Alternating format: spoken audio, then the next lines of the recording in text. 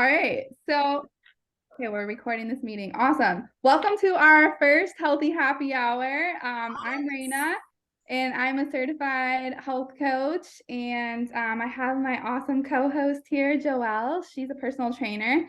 But just a little bit about me. I have been health coaching for the last 5 years, and currently in Minneapolis. I'm from Alaska. And I really specialize in helping people work on work-life balance, stress management, and stress relief, and like building self-care routines. And the whole intention of this happy hour is Joelle and I wanted to make like talking about healthy habits and actually doing them accessible and doable. So hence healthy happy hour, come in here for like 30, 40 minutes. Let's like learn some stuff, practice some stuff, and then like you're on your way, you feel good about your day. So yeah, that's a little bit about me. And Joelle, you want to share? Sure. My name's Joelle, personal trainer for about 7 years. It's actually how Raina and I met. I was her boot camp coach in Alaska probably about 7 years ago, actually. So I've since moved to Colorado Springs about 6 years ago.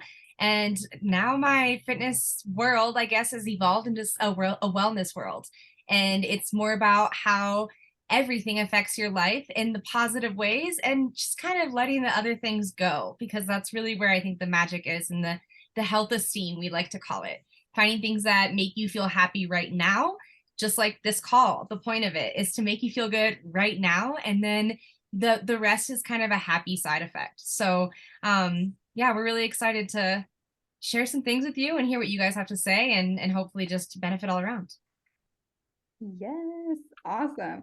So we're kind of splitting this up into three different sections. We're going to be doing a mindfulness piece, a nutrition piece, and a movement or exercise piece. And we want to do these consistently, maybe every 2 weeks. So that is our goal. And if you guys have any requests or questions, drop them in the chat. We would love to hear them. We want to make these like as valuable and beneficial for all of you. So yeah, just let us know your thoughts and comments, questions. That's what we want to be here for. So I'm just going to go ahead and dive right in. We're going to start with like the mindfulness piece, and then Joelle has some nutrition tips, and then we're going to do a little bit of movement at the end and let you go. All right. So has anyone heard of mindfulness before? Like show of hands, head nods. Yeah. Okay. All right. How would you guys describe mindfulness if you could say it in a word or two? I'm curious. Presence, being present. Present. Yes. Yep. I would agree. Definitely presence. So like kind of I've been looking around at like different definitions of mindfulness, and it really is the basic human ability to be fully present and aware of where we are in space and also what we're doing, and not being overly reactive or overwhelmed by what's going on around us. So whether you're in a tough situation or a really calm situation, you're just kind of letting things, you're just being neutral and you're observing and letting things like flow and hit you as they go, whether it's emotions or a commotion on the bus. I was riding the bus the other day and there was a lot going on there. And so that's definitely a moment where you can be like, all right, like I'm gonna tune in and be present here right now. So there's a lot of different ways you can practice mindfulness. It's under an umbrella of meditation, I would say. Mindfulness is a form of meditation. So it's, whether you're just taking a seat and doing that classic like meditation pose, you can do it like while you're walking, you can do it while you're eating, or, even like yoga is a form of like mindful movement. Sometimes even lying down and just like noticing your breath or noticing your thoughts, but not like getting attached to anything, just letting, thoughts pass through. Um, yeah. And so how you can practice mindfulness, there's so many different ways. But I'll just give you like kind of a general overview. Is people like to either take a seat, find a calm and quiet place if you can, if it's at your desk or in your car. At the end of the day, you pull into the driveway. And then set a time limit. So whatever amount of time you have, if it's like less than 5 minutes, put that timer on your phone. If it's 10 minutes, whatever. Anything counts, honestly. And then just take a second to notice your body and kind of see like how you're positioned. Like, are your shoulders hunched forward? Are your feet flat on the floor? Or is your jaw kind of clenched? Like, do you have that crease in your forehead? Like, can you relax your face a little bit? Just kind of know, like, how are your hands? How are your feet? Just notice and relax and like come into your body for a second. I feel like it's very easy to go through the day and be like kind of on autopilot and not even appreciating like, oh my gosh, my body just like walked me from here to there. Or the fact that I got out of bed and, stretched this morning, like you can kind of feel that like stiffness in the morning. And maybe if you're taking a second to be mindful and like tapping into that, like then you're going to be like, oh, I want to like move and stretch. That would make my body feel good. That would be a mindful moment with you and your body. The next piece after you do that is feeling into your breath. And so just noticing, like, if you take a second, is your breath when you're just sitting here at rest, like, is it kind of just staying in your chest when you're inhaling and then exhaling? Are your shoulders going up and down? Or is your breath starting in your stomach? You're inhaling and it's deep and you're able to like fully inhale and fully exhale. A lot of us, majority of the day, we stay in shallow chest area and we're not even allowing ourselves to take a full deep breath. So practicing mindfulness in your day could look like that. Just, whenever you have a second and you notice like, hey, I could be breathing deeper right now, do it. That could be another way to practice it. And then, so we've talked about the body, we talked about the breath, and then the last piece is just noticing your thoughts. So like I said earlier, thoughts come and go, and a piece of mindfulness is like not getting attached to the thought. So if something comes into your head and then you're like, oh, I should do this. And then this happens. And what if this happens? Like, and I mean, I catch myself doing this all the time. Like, I'm going to go make a meal, but then I'm like, oh, I should send this email and, check in with this person, pet the dog, feed them dinner, like you just get inundated with everything. So kind of zeroing in on your thoughts too, and completing a thought or an action can be a form of mindfulness. So with all that being said, what are the benefits of mindfulness? Like, why do we want to practice it? There's been so many studies that show it reduces stress and anxiety. It boosts our cognitive function. It allows us to focus more. It allows us to be more productive, more creative, really because you're giving your brain and your body a chance to relax for a second. So that's just a few of the benefits. And I wanted to share with you guys a quick, like 5-minute self-compassion, like mindfulness exercise. So we can practice this all together. And then we're going to go into the nutrition piece. So let me pull it up here. Does anyone have any questions? Okay, cool. All right, so you're now looking at my screen. This is a version of Can the you hear this? Give me a self-compassion thumbs up. break designed to bring in some tenderness, some loving, connected presence when you're hurting or struggling in some way. So please think of a situation in your life where you are in some need of some care. Maybe you're feeling inadequate in some way, feeling badly about a failure or a mistake you made or something about yourself you don't like. Or maybe something's very difficult in your life, stressful, challenging. So allow yourself to feel your way into the situation. What's going on? What are you feeling?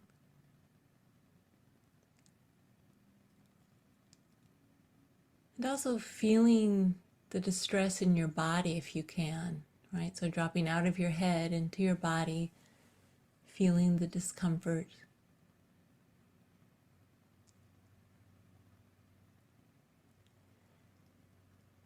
And now we're going to bring in the 3 components of self-compassion, starting with mindfulness.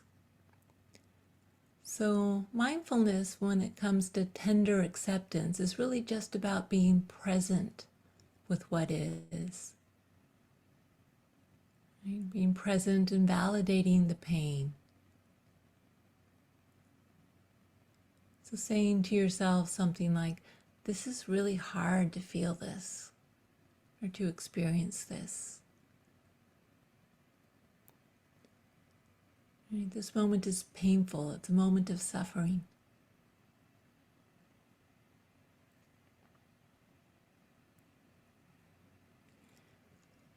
And also reminding yourself of your humanity, right? Feelings like this, situations like this.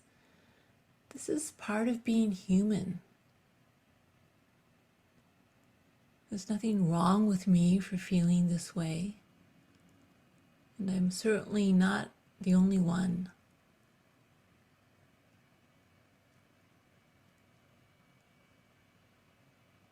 So allowing yourself to feel your connectedness to others in your own imperfection.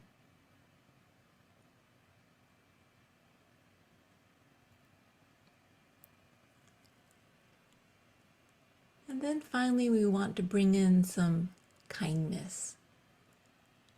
So one way to do that is with physical touch. So putting your hands on your heart, perhaps, or cradling your face with your hands, feeling the warmth of your hands.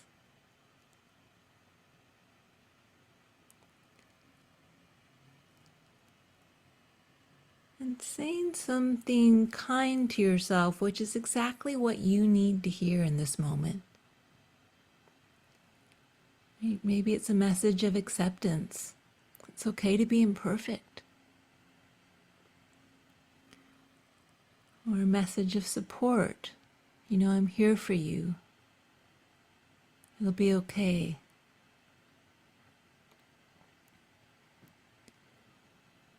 And if you aren't sure what to say, you might imagine what you would say to a dear friend in a very similar situation.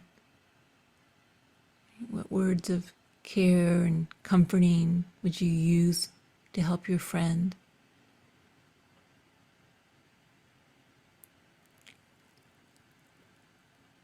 And then try saying something similar to yourself.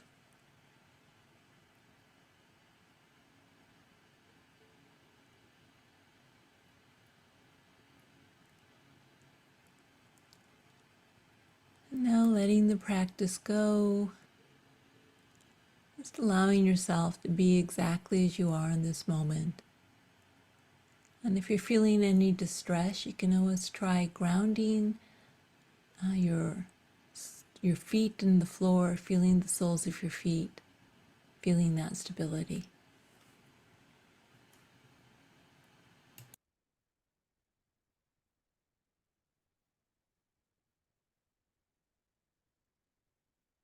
Okay. How was that for everyone? Good, good. Yes. It was good. Awesome. Awesome. Yeah, just a little bit of self-compassion. So I'm glad Yeah, you enjoyed it. I love it. And something that we can just fit in. There's not doesn't have to be a huge commitment. It doesn't have to be this new box that we have to check and make sure that I won't be happy unless I make sure to get in my mindfulness. Like even saying that out loud, mindfulness is a good example because it feels wrong to say, like force something that's not forced, right? So that's giving yourself just a few minutes during the day.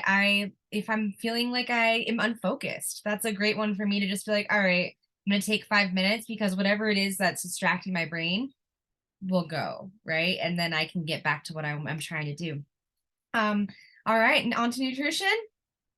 Yes. Yeah. Okay, so my secret weapon, and I joke that my highest self always has the snack packs. So I'm not perfect at making them all the time. Of course, I have to give myself grace because you can't always be perfect. You just can't. But these are something that have helped me immensely, and not just on work days. I like to make snack packs even on the days that I'm only working from home, because it is so easy to say, oh, well, I'll get to that lunch later. There's no kids or pets or anything bothering me right now saying it's time to eat. So I'll just get to that lunch later. It feels like a full task to stop what I'm doing and go and get something, even though I know it's the right thing to do. So enter snack packs. Sometimes I just even make them the morning of, when I'm up and getting my morning stuff done in the kitchen, then I don't have to worry about it later. So I have these glass containers that have 3 compartments in them. And I just use a basic formula to then fill up my snack packs. And it still has a lot of variety, and it keeps me excited. And I'll go over more reasons here why in a second. So there's 2 small compartments, and then there's one larger one. I have another one here. I always do one small compartment with fruit and one small compartment with vegetables. And then I have some dip on the side. I just got these cool little glass containers. Lately it's been hummus, and that's been my obsession. I'll change it up when the dopamine goes away, but for now, that's the one. I think tzatziki is also a great choice, something that gives me more than just flavor, right? But it's still an accessory, still something that makes my food enjoyable and fun. You'll notice here on this one that I didn't put anything in this side. One of my other things that I like to do, I just didn't have any this morning, is put leftovers in there from the night before. So my goal in the bigger portion is almost always some mix of protein and carbs, sometimes more fats. This one with the meat in it, I didn't show it all the way, but I put a little container of peanuts in there. So this one is pretty protein fat heavy, with obviously some small amounts of carbs from the vegetables and fruit. So if I wanted to make that a full meal, I'd probably add some like pretzel crackers or some gluten-free crackers or something that just gives me a little bit more something there to make my meal last. But back to the one that I'll put the leftovers in, this used to not work for me. And I'll explain why. I can't put hot food in with the cold food and then heat up the whole thing. It's obviously not going to work. But I have found that it actually is more beneficial for me in so many ways to eat all the fruit and vegetables first and then go heat up whatever is left. So I'm eating the most important parts, and they're the fun parts, right? They're the easy grabbing parts. So if I am working at my serving shifts, I do a couple of weeks still at Bonefish, or like I said, even just working from home, I don't have to commit to the full meal if that's not what my schedule allows, but I am still committing to the best fuel that I can do, right? So yeah, that's what brings me joy with nutrition, and it makes planning so easy. Aesthetically, for me, this is gold. Like, there's all these colors, there's a glass container. I feel like I'm eating real food, not out of Ziplocs or like a throwaway takeout container, and that's what brings me joy. And this might not bring you joy. You might think like, okay, well, I don't need all of that, and that's perfectly fine. The point is finding something that makes you excited to take care of your body, right? That's what we call happy gains. You don't want to be forcing yourself through anything. We do not want you feeling like I will be happy when enter some usually physical outcome, right? That's just not how it's going to work. If we're happy now, then we'll continue to be the better version of ourselves day in and day out, because we're choosing it, right? So that's like I said, my secret weapon. When I do have my serving shifts, people are always like, oh, there's Joey again with her healthy snacks. And they're honestly jealous. They talk smack, but they are, because then they're like, oh, can I have a cucumber then? Like there's something to be said for just being prepared. And for me, it simplifies things.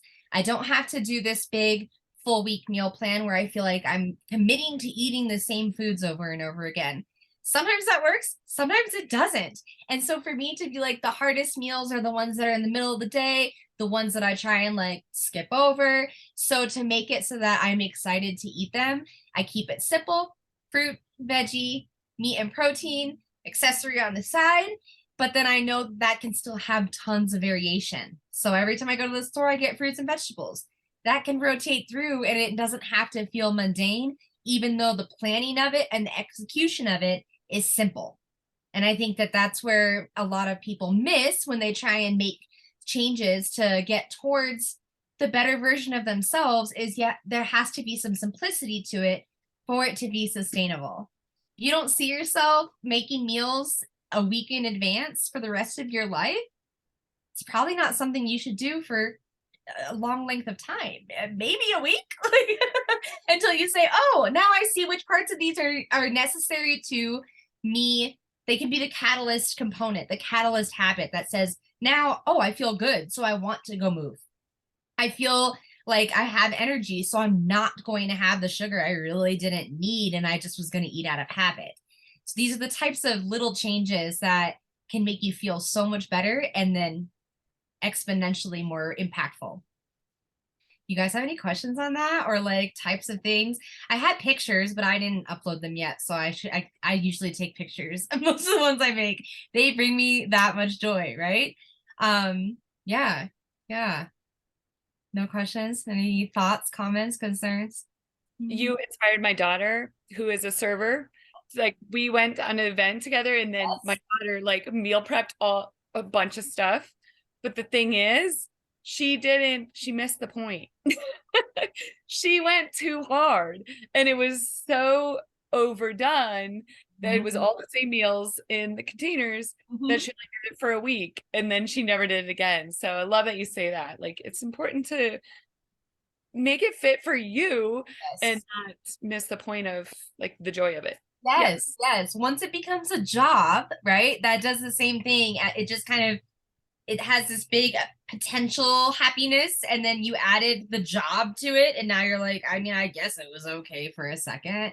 I remember that though. It was so cute because she was like, I can eat like that, and I'm like, yeah, girl, adult Lunchables, like that's how we eat, you know. Like I need to be excited about it. And they say digestion starts with the eyes.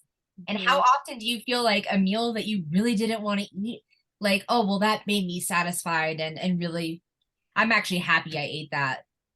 I mean, not as much as if you're like, I'm stoked to eat this exciting food that I get the pleasure of, right? I'm not forced to, I get to. And that's why I try to approach nutrition, to keep it as balanced as you can while giving yourself grace. And what that looks like for each person is different.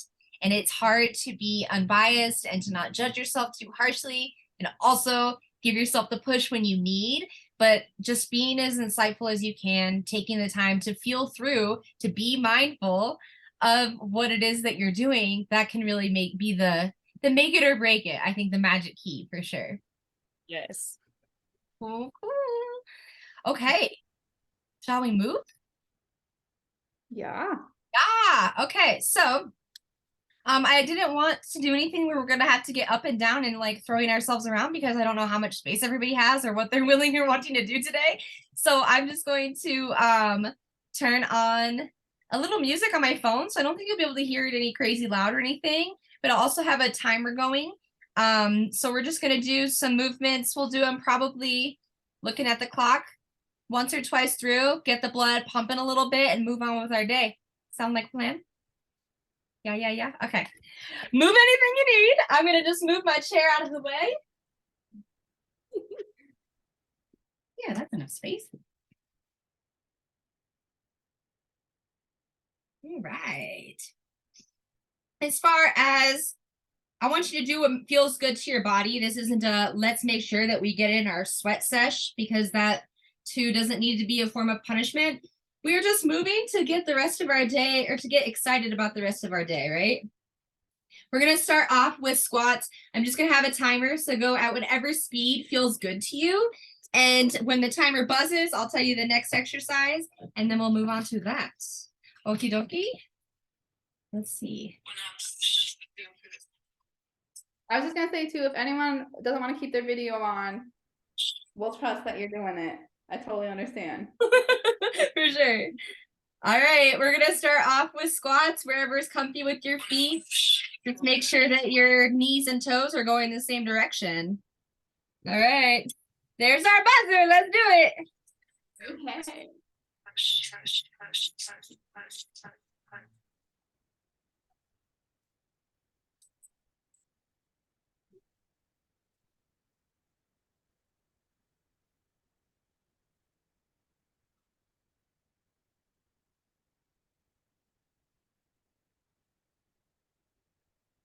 All right, ready? Next one, we're gonna do trunk twisters side to side. Opening up that core and back. Oh, I'm hearing a lot of pops. Pop, pop, pop. Yeah.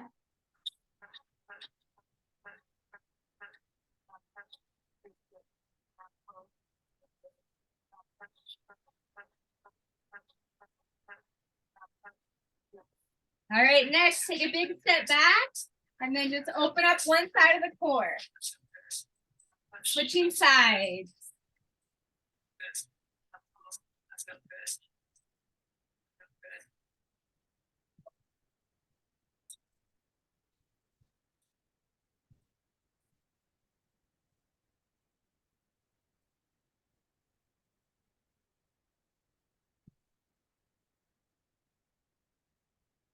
All right, next is arm circles. We'll go forward and then backward.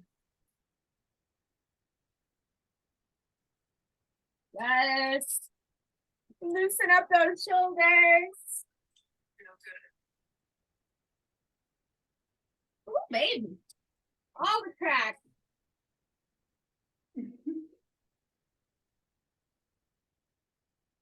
Oh, hello, doggy. That's biting me because he's like, what is this arm circle thing? Hands behind your head next. We're gonna crunch to the side. Standing side crunches. So make those obliques tight as you crunch.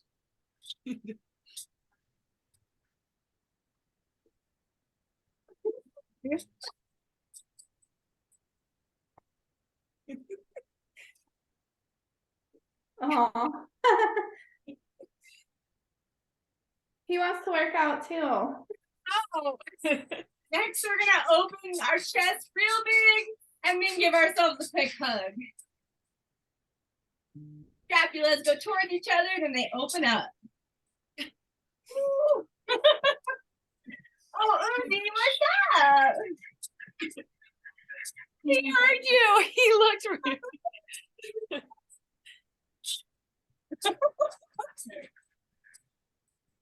I work out in the basement. Next, we got cranking legs, just picking and reaching towards that leg, getting the hamstring nice and loose.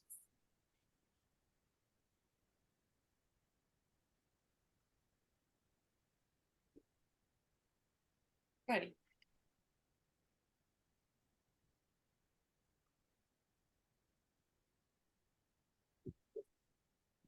Naughty.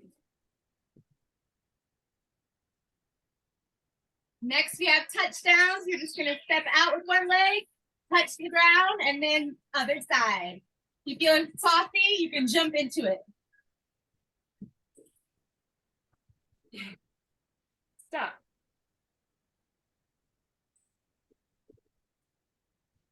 Uzi. Stop.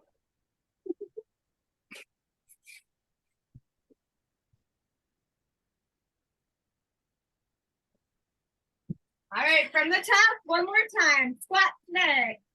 Sit. Yeah, squat, Uzi. Aw. Such a good workout buddy. It's a little high to this a lot.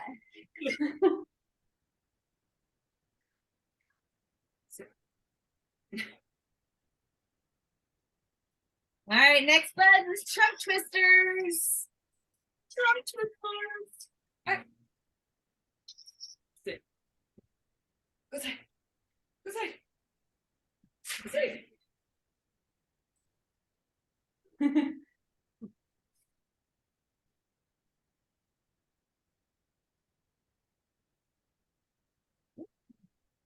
Back and popping.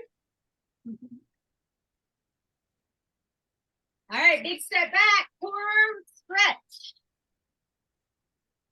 These feel amazing. Yeah. Tight hips. Oh yes. Mm.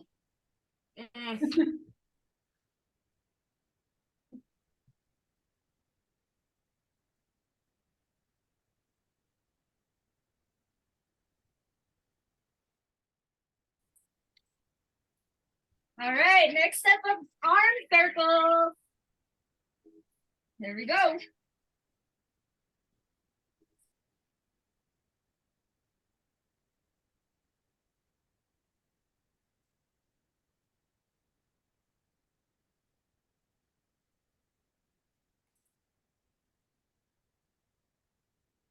My shoulders are tight. Mm. All right, next is some standing side crunches.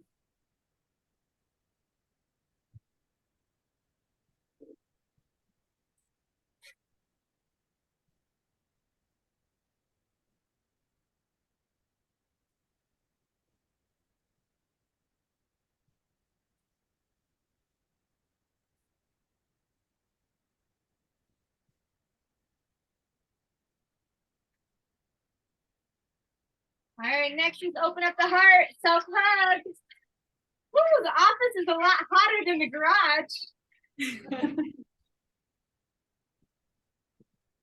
I know, I got the fireplace on. Usually I work out in the cold basement. Oh, Making you sweat a little more, huh? good. That's not always a bad thing. Right? All right, next is cranking legs.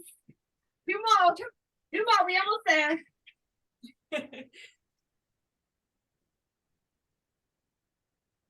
Where's your ball? Where's your ball? Where's your ball?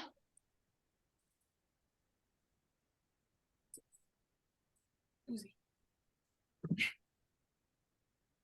Where's your ball?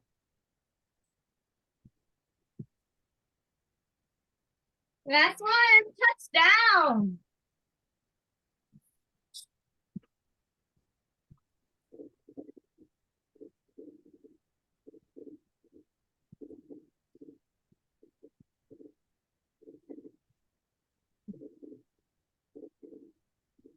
Second.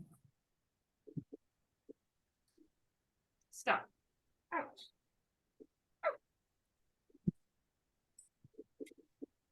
Down. Whew. All right. Yes. Now we're not tired. That was so good. I feel like that kind of quick movement is just, it's like an exercise snack, Yes. you know? Well put. Oh, it's so good. 8 minutes, you know, we can all stop for 8 minutes once a day. 8 minutes, yeah. Yeah.